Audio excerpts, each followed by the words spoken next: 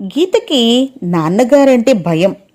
Office నుండి వచ్చిన వెంటనే గట్టిగా అరవడం, పేపరు లేక టీ తెమ్మంటూ తొందర పెడతాడు. ఒకరోజు వారి మామ్మగారి ఆరోగ్యం పాడవుట చేత వారిని ఆసుపత్రిలో చేర్పించవలసి వచ్చింది.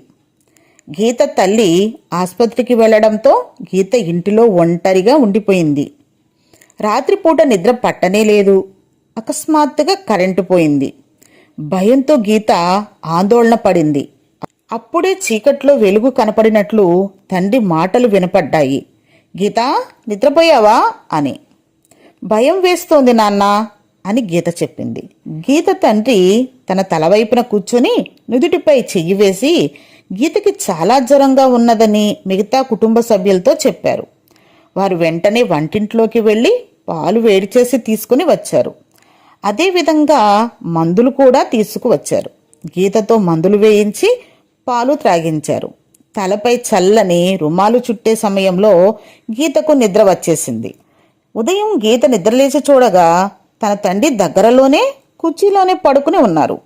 నాన్నకు ఎంతో పని ఒత్తిడి ఉన్నా కానీ నన్ను ఎంతో ప్రేమిస్తున్నారని ఆలోచించసాగింది. తండ్రి ప్రేమలో తను ఎంత సురక్షితంగా ఉన్నానో తెలుసుకుంది. గీతకి తన తండ్రిపై నమ్మకం పెరిగింది. నాన్న చెప్పే మాటలను శ్రద్ధగా వినడం ప్రారంభించింది. గీత భయం కూడా పూర్తిగా పోయింది. పిల్లలు, మీకు మీ ఇంట్లో ఎవరంటే భయమో? ఎందుకు? మీ కుటుంబంలో ఎవరైనా పెద్దలు మిమ్మల్ని అడ్డగిస్తున్నట్లయితే మీకు ఎలా అనిపిస్తుంది? కుటుంబంలో పెద్దలు మిమ్మలను ఎందుకు అడ్డగిస్తున్నారు?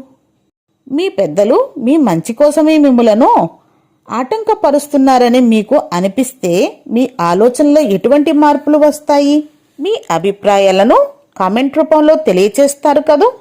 మరో కథలో మళ్ళీ కలుద్దాం.